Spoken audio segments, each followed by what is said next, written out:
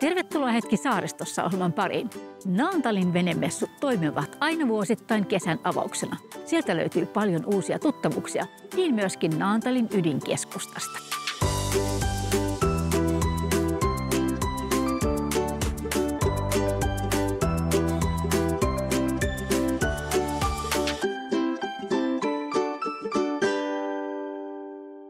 Sitten kun tarvitaan lämmitystä maalla tai merellä, niin sitten on syytä kääntyä asiantuntijan puoleen.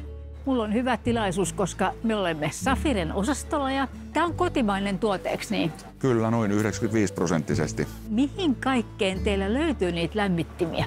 No periaatteessahan meidän lämmittimet sopii kaikkialle, missä lämmitys tarvitaan, mutta meillä on karkeasti kahteen pääsortimenttiin jakautunut, eli meillä on puhalluslämmittimet, jotka soveltuu ajoneuvoihin ja veneisiin, ja sitten meiltä löytyy nämä kaminatyyppiset, jotka sopii sitten tilojen lämmittämiseen, ja siellä on aurinkosähkömökit on meidän pääkohde, mutta myös omakotitalot ja autotallit, pihavarastot, niin kaikki toimii. Veneilyyn liittyen niin turvallisuus on yksi keskeinen lähtökohta, ja virran kulutus, äänen voimakkuus. Ja Safire on aikanaan kehitetty 90-luvun loppupuolella nimenomaan venelämmittimeksi, niin meillä on nämä otettu huomioon. Meillä on pienet virrankulutukset, hyvin hiljaisia lämmittimiä ja kaiken lisäksi turvallisia. Tällä hetkellä esimerkiksi venelämmittimen huolto maksaa 25 €, jos sen tekee itse. Ja suositus on, että se tehtäisiin kerran 5 vuodessa. Me ollaan tehty vuosittain yleensä muutama huolto niin, että asiakas soittaa meille vaikka Uuttöön lähistöltä lämmitin ei toimi, niin mä annan puhelimessa neuvot, miten lämmitin huoletaan. Entäs sitten nämä lämmittimet, jotka on vapaan asuntoihin, mökeille tai koteihin? Eli löytyy sitten täältä ja on kaminatyyppisiä pieniä kooltaan. Isoimmallikin on vain noin A4 kokoinen. On todella helpot asentaa. Voidaan asentaa seinän läpi yhden reiän kautta, 90 mm reiän kautta. Ja jos on olemassa oleva hormi, niin sitten se on vielä helpompi. Laitteet on termostaattiohjattuja, etäohjattavissa kännykällä. Kuluttaja päättää itse, minkä lämpötilan mökkiin haluaa, ja lämmitin huolehtii sen jälkeen tasaisesta lämmöstä. Me ollaan pyritty siihen, että meillä on hyvin simppelit ja ajattomat lämmittimet, että jotkut lähtee kikkailemaan eri väreillä ja muodoilla, mutta me ollaan päädytty siihen ratkaisuun, että kun se mökkeilijä lähtee mökiltä sunnuntaina, niin hän ei edes tiedä, että siellä on lämmitin ollut. Se on huomaamaton ja hoitaa sen oman tehtävänsä, niin se on se meidän perusidea, että ei olla lähdetty hirveästi leikkimään, vaan mennään tällä omalla linjalla, mitä on kohta 30 vuotta jo harrastettu. Minkälaisia tiloja lähtökohtaisesti ne lämmittää? Tällä isommalla pystytään lämmittämään tuon omakotitalo jopa yli 100-neliöinen, mökkipuolella niin semmoinen 80-neliöinen mökki varsin hyvin. Mutta sitten oli vielä yksi hauska juttu, että teillä on myöskin semmoinen siirrettävä lämmitin. Joo, siinä on oikeastaan mielikuvitus rajana, eli siinä on lämmitysjärjestelmä, joka toimii sellaisena noin vuorokauden. Siinä on 2,1 kilowattinen lämmitin, puhalluslämmitin, akku ja polttoainesäiliö esimerkiksi pilkkikoppiin. Täällä meidän suunnalla, kun on peuroja paljon, niin peuran kyttäyskojuihin ja sitten huoltomiehille. Meillä on ensimmäinen asiakas aikanaan, kun laite tehtiin, niin oli toi Riihimäellä oleva Puuhamaa leikkipaikka, niin siellä huoltomiehet menee kohteisiin, niin he otti muutaman Safiren ja nyt he saa lämpimäksi sen kohteen, kun he menee tekemään huoltoa. Ja sitten teillä oli vielä joku Hella. Liesi, dieselkäyttöinen liesi meillä on ollut 5 vuotta. Lähdettiin aikanaan tekemään, kun meillä elektroniikka mahdollisti sen ja tiedettiin, että markkinoilta puuttuu tehokas ja hyvä keraaminen liesi. Ja sillä saadaan nyt sitten kaasu pois veneestä tai matkailuautosta käytännössä kokonaan, koska diesel siellä on tänä päivänä edelleen mukana, niin voi ottaa suoraan sieltä auton tai veneen dieseltankista dieselit ja tehdä ruokaa sitten tehokkaalla ja hyvällä hellalla.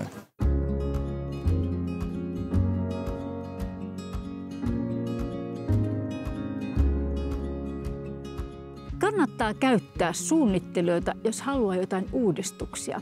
Teillä on ihanan kuuloinen yritys ja minua kiinnostaa mistä toi Nanko tulee? No se on ihan tällainen, se lähti meidän opiskelija-aikana. Meidän piti keksiä nimi meidän tollaselle tarjouluvaunulle, mikä me tehtiin ryhmänä, minä ja Janita. Ja mä olen kotoisin Hangosta ja Janita on kotoisin Naantalista. Niin me yhdistettiin se ja siitä tuli Nanko. Mitkä on teidän erilaiset puolet, jos miettii tuohon teidän design-juttuun? No Janita on parturikampaaja aiemmalta ammatiltaan, niin hänellä on sit tosi kova taito tuollaiseen ihmisten lukemiseen ja siihen asiakaspalveluun. Ja mulla sitten taas, mulla on aikaisempaa taustaa pintakäsittelyalalta ja restaurointialalta, että sitten se taas tulee siellä käytännössä. Mä tiedän, miten asiat voi toteuttaa, miten se on mahdollista. Me osataan tehdä työpiirustukset sen mukaan, että ammattilaisetkin sitten osaa ne remontit toteuttaa mahdollisimman tehokkaasti. Eli tässä on se, että jos lyhykäisesti mietitään, että mihin kaikkeen Nanko taipuu, on se, että se on uudisrakentamiseen, tilojen muodostamiseen, remontointiin. Kyllä, ja julkitilat myös, toimistotilat ja me voidaan lisätä ensinnäkin työhyvinvointia ihan järisyttävä määrä sillä, että se on viihtyisän näköinen, tuntuu mukavalta, tuntuu brändin mukaiselta sille yritykselle, on sellainen energinen ja hyvä, että siellä on kiva tehdä töitä ja myös me suunnitellaan totta kai kaikki toiminnallisuudet sen mukaan, että siellä on helppo tehdä töitä. No siis ihannetapaus olisi tietenkin ennen mitään aloitusta ottaa meihin yhteyttä, niin me tehdään se suunnittelu ja sitten se vaikuttaa, jos vaikka rakennetaan uutta, mistä tulee sähkötöitä, putkitöitä, kaikkea, niin se kuitenkin meidän suunnitelmat, me pystytään suunnittelemaan niin, että se kaikki toteutuu paljon helpommin, kustannustehokkaammin, joka on aika tärkeä asia. Ei tarvitse enää uudestaan miettiä, että mihin mä tarviinkaan näitä pistorasioita, kun me tiedetään jo siinä kohtaa, että mihin kohtaan me halutaan valaistusta, mihin kohtaan me halutaan mitäkin. Entä sitten niin kuin remontointi? Monella varmaan sellainen keittiön aika, että kun siitä saa toimivan, niin se pelastaa arjen, kun se toimii, ja säilytystilat ylipäätänsä. Että koko niin kuin kiintokalustesuunnittelu on sellainen arjen pelastaja, joka sit auttaa aina. Olohuoneessa vietetään paljon aikaa, mutta sitten taas tällaiset yllättävät, että kun sä menet vaikka makkarin nukkuun, niin onko siellä se mukava, ihana tunnelma, mihin on kiva mennä? Vai onko siellä sellainen vähän kaos ja sulla on kasoi vaatteet tuolla ja kasoi tuolla, kun sulla ei ole oikeat paikkoit mihinkään, niin kyllä sekin lisää viihtyvyyttä. Siis meille 2 tärkeintä asiaa on funktionaalisuus ja sitten viihtyisyys. Me tykätään siitä, että sulla on hyvä energia tulla sinne tilaan. Mitä sitten energiaa se vaatiikaan, mutta että se vastaa sitä ja palvelee sitä.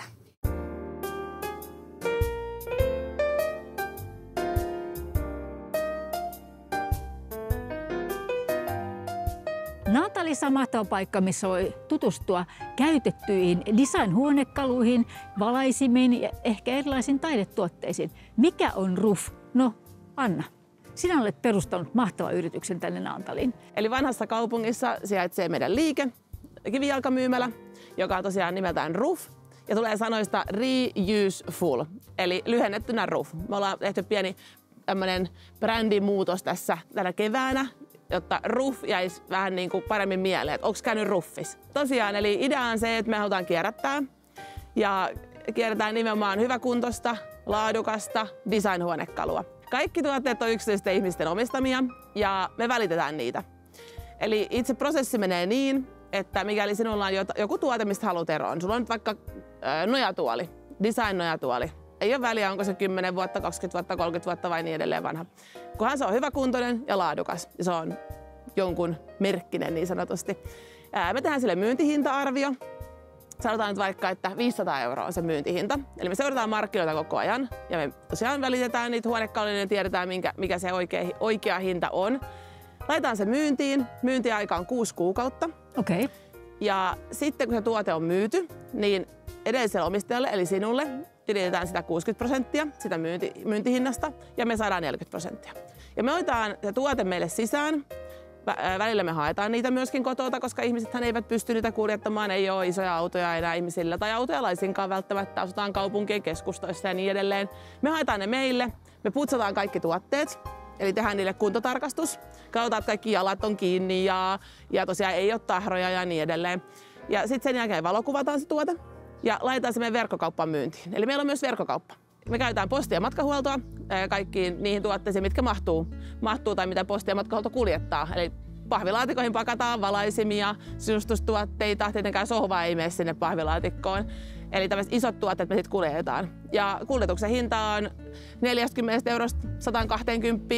Kyllä me Pohjanmaallekin lähdetään, mutta pääsääntöisesti Pirkanmaa, Varsinais-Suomi ja Uusimaa. Monet just nimenomaan antaakin huonekaluja ja astioita ja taideesineitä, valaisimia tosi paljon. Eli semmoista tavaraa, mitä on just nimenomaan saatu vaikka lahjaksi tai no meillä tulee kuolinpesistä paljon. Ja me kyllä kerrotaan aika rehellisesti, että hei, että ootko tietoinen, että sulla on vaikka näin ja näin arvokas tuote. Semmoinen huomio vielä, että antiikki- ja tyylihuonekaluja me ei ollenkaan oteta.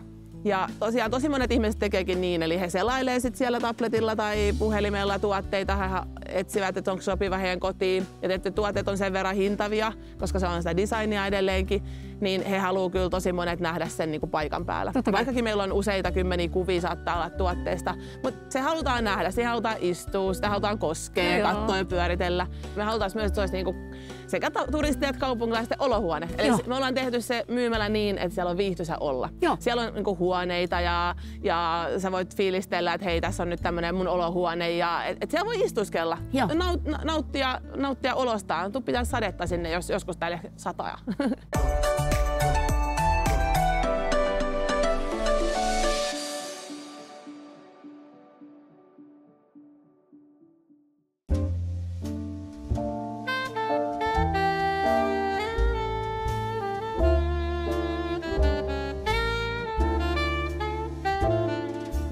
Nyt olemme Matilde Daalissa ja täällähän kuuluu mukavia, sillä Stig, sä oot avannut täällä Bistro Bruketin. Kyllä, saatiin vuodenvaihteessa avaimet tänne ja ollaan tehty 4 kuukautta remonttia ja päästiin tuossa huhtikuun ensimmäisenä viikonloppuna pitää soft openingin ja sitten varsinaiset avajaiset oli siinä 12. päivä lauantai. Ja ruoka maistuu, eikö niin? No näin on ainakin palautteen perusteella ollut. Että mitä se bistro sulle niin kuin tavallaan tarkoittaa? No semmoista mutkatonta, ettei liian fiiniä. Annokset on vähän isompia, vähän yksinkertaisempia. Ruoka pitäisi saada suht nopeasti. Se bistrohan on semmoinen, kun venäläiset sotilaat aikoinaan Pariisissa viettivät aikaa, niin ne huuteli siellä pöydissä, että bistro, niin kuin, että nopeasti nyt ruokaa. Tarkoitus on olla niin kuin skandinaavista ruokaperinnettä ja vähän niin kuin mannermaista, eli Ranskaa, Espanjaa, Italiaa yhdistävä näin. Ja sitten siihen yhdistettynä hyvät viinit ja kattava olutvalikoima ja tälleen. Ja sitten erikoisuutena meillä on hiiligrilli ja sitten meillä tulee vielä tommonen savustin, että päästään sitten tuossa kesämällä tekemään sitten tuommoista niin kuin hitaasti savustettuja lihoja ja tälleen, että meillä on esimerkiksi Hestön karjatilan kanssa tuommoinen yhteistyö, että saatiin heiltä kokonainen lehmä. Jauhettiin meille hampurilaispihvin lihaksi, että meidän hampurilaiset on tehty heidän rotukarjan lihasta. Ja käytännössä käytetään sitä, mikä on niinku laadultaan niinku meidän tarkoitukseen parasta, että se on se sitten lähituotantoa tai sitten tuleeko se sitten Australiasta tai Amerikasta, että se on niinku, että se mikä on parasta. Just Etelä-Ranska, Amalfi, rannikko, tämmöiset niinku vetää värimaailmaa ja sitten tämä merellinen teema tuli tuossa. Meillä on tiikkiseinä tuolla ja että se on ehkä kaikille tämmöisille purjehtijoille sitten tommonen hauska yksityiskohta. Aikoinaan yhtiökumppani on ostanut huutokaupasta Svanin purjevenetehtaan tämmöisen ylijäämä erän tiikkivaneria, niin itse on tosi tyytyväinen tähän lopputulokseen. 5.5. alkaen niin alkaa sitten lounas tarjolla lautaselta. Meillä on alkuruokasalatteja ja keittoon löytyy buffetista, että keskiviikosta lauantaihin on myös sitten iltasi olla auki, että on alakartte siinä lisänä ja sitten sunnuntaisin on brunssit. Ja meillä on nyt kesäksi saadaan toi meidän terassi, meillä on tuolla tommonen Topbox-piste. Sinne saadaan juomat ja jotain tuommoista terassiruokaa. No täällä sisällä meillä on noin 50 paikkaa, terassilla on noin 120 ehkä. Kyllä niin kuin tarkoitus on, että on ympärivuotinen ja just tälleen syksyllä ja talvella ja keväällä niin pystytään sitten tekemään vähän erikoistapahtumia, ehkä jotain niin kuin teemaillallisia ja yksityistilaisuuksia, että jos on vaikka 50 tulossa, että haluaa niin kuin viettää kivassa paikassa ja kivassa miljöössä, niin tänne vaan.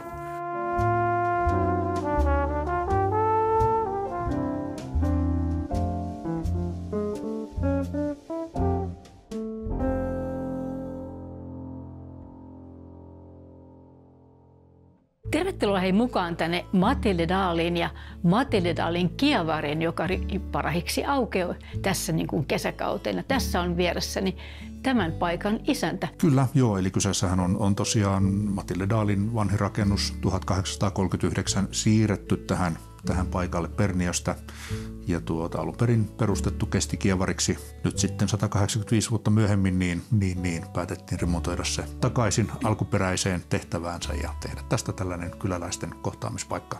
Kievarithan oli tällaisia ensimmäisiä bed and breakfast -tyylisiä paikkoja, joita perustettiin sitten tietyin välein ihan käskyn mukaisesti tiettyyn kyliin ja tietyn päivämatkan päähän aina toisistaan. Ja tässäkin on tosiaan ollut alkuperäinen kievari, sitten on ollut tuossa alempana majoitustiloja ja hevoshaat sitten vieraan hevosille levähdyspaikaksi. Ja tässä on sitten saanut iltapalaa ja aamupalaa ja ollut hyvä lähteä jatkamaan matkaa sitten eteenpäin. Kyllä kaikki sanoo, että tässä pulssi laskee heti, kun tulee niin kuin ovesta sisään. Ja tarkoitus, että ollaankin tällainen rauhallinen paikka, eli ei musiikki soi kovin ja voi tulla tähän rauhoittumaan ja tuonne ihanaan pihaan sitten syömään tai nauttimaan jonkun virvoittavan juoman ja just sellainen rauhoittumis- ja kohtaamispaikka. Kahvilatuotteet tehdään kaikki itse. Sitten meillä on tuollainen salaattibaari, josta voi sitten itse koota mieleisensä salaattiannoksen. Ja sitten löytyy paninia, focacciaa, tuollaista lämmintä, täytettyä nopeata purtavaa ja sitten tietysti keittolounas löytyy sitten aina. Teillä on Salossa se viinibaari. Kyllä. Onko tämä viinimaailma myöskin vähän saatavilla täältä Matildan kievarista? Joo, eli toki meillä tuodaan sitten, koska olemme Italia-faneja, niin tuomme palan sitä Italiaa myöskin sieltä mukana. Eli meillä on myöskin sitten kattava viinivalikoima, punaviinejä, valkoviiniä, kuohuviinejä löytyy täältä näin. Ja tosiaan osa näistä ruokamaailmastakin, paninit, focacciat ja italialaiset antipastolautaset, mitä meiltä saa, niin ovat osa tätä niin kuin viinibaarin tarjontaa, joka sitten laajennetaan myöskin tänne.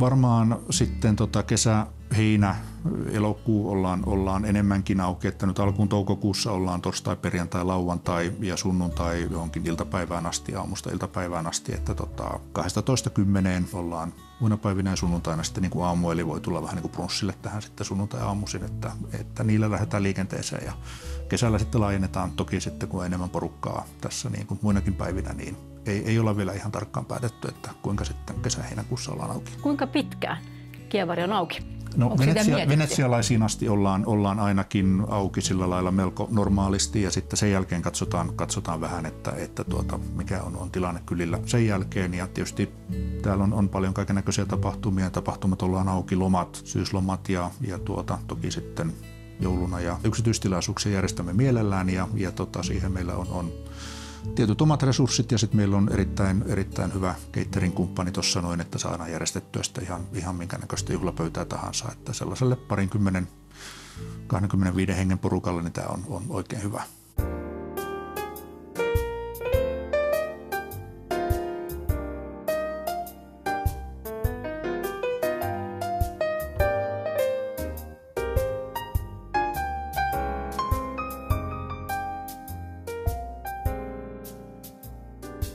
Nyt meillä on kohteena Matilda Villas ja Tuukka, sä oot paikan yrittäjä. Ihana paikka siis, täällä ihan niin kuin merenrannan äärellä, siis lomakylä, eikö niin? Kyllä vaan. Tosiaan meillä on täällä 18 mökkiä, hyvin varusteltua mökkiä, jotka on nyt käyty tänä vuonna kaikki läpi, kunnostettu ja päivitetty kaikki varusteet ja asiat kuntoon, pihat siistitty. Ja meillä on 16 tätä 2 makuhuoneen mökkiä ja 2 tuommoista isompaa 2 kerroksessa 3 makuhuonetta ja missä on vähän isommat tilat sitten, vaikka palaverata tai olla isomman porukan kanssa. Ja kaikissa mökeissä löytyy oma sauna ja hyvin varustellut keittiöt. Ja meillä on todella paljon lähiruokakioskeja tässä vieressä, että vaikka ja mitä löytyy. Ja meillä on grillit myös jokaisessa, että saadaan grillailla. Me ollaan siis, eikö sanota, että ollaan kuitenkin niin kuin Matildalin ruukkikylässä kuitenkin? Me ollaan täällä historiallisessa ruukkikylässä. Meillä on tuossa Kiveheiton päässä sitten erinäköisiä palveluja. Jos ei jaksa tehdä, niin ravintolaa, putikkia löytyy, jos jonkinnäköistä sielläkin. Ja sitten jos ajattelee, että siellä on se marina, jossa on vierasvenepaikkoja. Teilläkin on tässä, eikö niin voi tulla omalla veneellä? Meilläkin pulpettiveneellä pääsee tuohon laituriin ja pojut on siinä, että saa tulla omalla veneellä myöskin tänne. Ja tosiaan marinastahan löytyy sitten isommille veneille hyvät laituripaikat. Kerros vähän näistä aktiviteeteista. No meillä tosiaan on hyvin paljon aktiviteetteja. Siis tosiaan kansallispuisto alkaa heti tuossa tien toisella puolella ja meillä on uudet tenniskentät tuolla, padel, minigolfi, Meritejo Golf, jonka kanssa tehdään hyvää yhteistyötä. Siellä on myöskin kesäisin mountain bike-ajelua, talvisin laskettelua tietenkin, kanotteja, pyöräilyä, vaikka mitä ulkona tekemistä.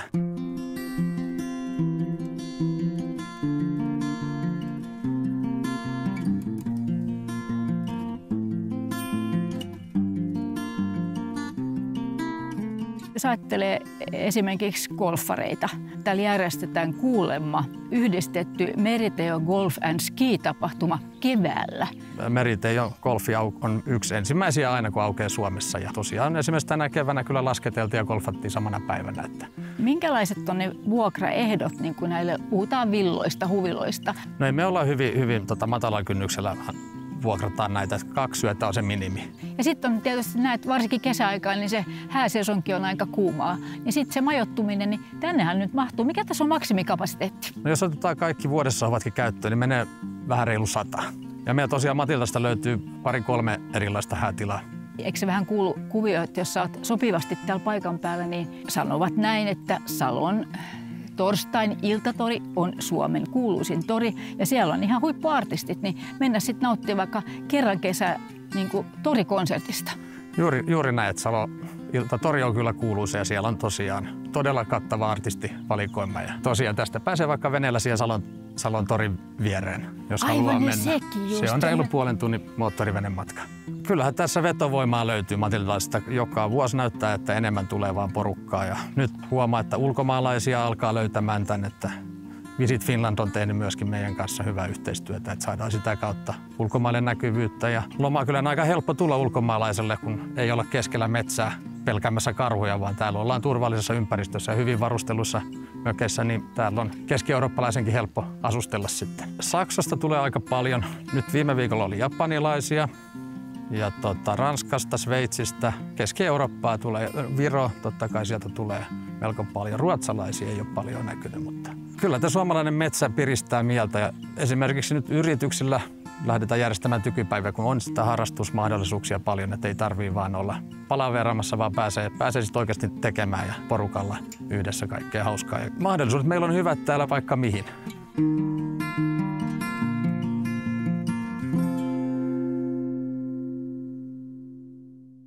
Tervetuloa Salon keskustaan, tänne kauppakeskus Plaasaan.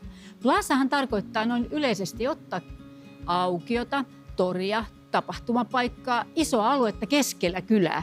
Ja sellainenhän tämä kauppakeskus Plaasa on. Tämä on hyvä solmukohta, kun ollaan matkalla saaristoon. Monet suuntaavat Salosta kohti Kemiönsaarta. Toisaalta matka jatkuu tästä sujuvasti moottoritietä pitkin eteenpäin tuonne Turun saariston huudeille. Mutta tässä on hyvä paikka pysähtyä kahville tai syömään tai tietenkin, kun tämä keskus on täynnä mukavia liikkeitä, kyllä se shoppaileminen sellaista lomapäivää piristää aika kivasti. Tämä keskus on ollut tässä jo tietynlaisena 30 vuotta, mutta tietysti uusia liikkeitä, uusia tuttavuuksia on tullut tässä vuosien varrella. Ja tämä keskus kerää vuosittain noin 2,5 miljoonaa kävijää. Kertoo siis siitä, että vetovoimaa on. Tänne tosiaan voi tulla syömään. Tänne voi tulla löytämään vaikka kierrätyskeskuksesta kivoja tuotteita erittäin edullisesti. Ja ainakin me naiset mietimme muotiasioita. Minkälainen se on tulevan syksyn muoti?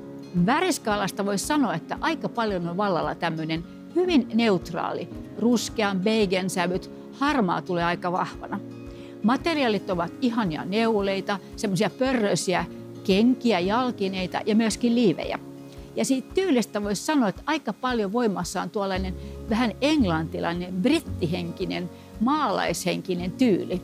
Miellyttää varmaan semmoista klassikoihmistä. Ja hei miehet, mitä lähemmäs niin kuin talvea mennään, sitä enemmän mallistoissa löytyy ihan koko valkoisia kokonaisuuksia, siis miehille. Helppo sulautua sinne lumihangen sekaan, kun pukeutuu valkoiseen. No yhtä kaikki. Päästä jalkoihin ihan koko perheelle. Varmasti näitä syksyn muoteja löytyy täältä kauppakeskus Plaasasta. Tietenkin sporttimuoti. Liikuntaan, urheilemiseen, mutta se sporttimuoti on nykyään myöskin katumuotia, eli se on semmoista kasuaalia. Eli kannattaa katsastella silläkin silmällä tämän kauppakeskuksen urheiluliikkeitä. Sieltä voi yhdistellä siis ihan siihen itse urheilutarkoitukseen tai myös muutenkin vapaa-aikaan. Tosiaan kun puhutte, että Salon Plaasa on ollut jo olemassa 30 vuotta ja aina tapahtuu jotain uutta, niin ehkä semmoinen asia, mikä kiinnostaa ainakin perheen teinityttöjä ja miksei naisiakin. Nyt myöskin täällä Plaasassa on jo olemassa tuo keskus ja ketju nimeltä Normal, joka siis tarjoilee todella paljon kosmetiikkaa, hyvinvointiin liittyviä asioita. Sieltä löytyy penaaleita, kyniä, kumeja ja sieltä löytyy paljon erilaisia niin kuin taloustarvikkeita. Siis Normal on myöskin täällä Plazan valikoimissa. No Salon Plazasta esimerkiksi varmaan perheitä kiinnostaa se, kun otetaan semmoinen pieni breikki ennen kuin suunnitaan vaikka sinne Kemiönsaareen tai sinne Turun saaristoon, niin lapsia leikittää. No täällä se asia on kyllä otettu huomioon erittäin hyvin, sillä täältä löytyy Tenaville aika hauska paikka. Sen nimi on Leikkimetsä. Siis se on auki päivittäin tiettynä aukioloaikoina aika laajoina sellaisena aamusta sinne iltapuhteisiin. Eli ei muuta kuin jos leikittää, tervetuloa Salon Plazan Leikkimetsään lasten kanssa.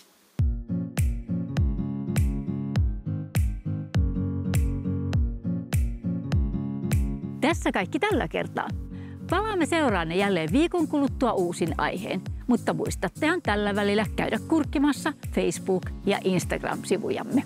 Me siis nähdään pian.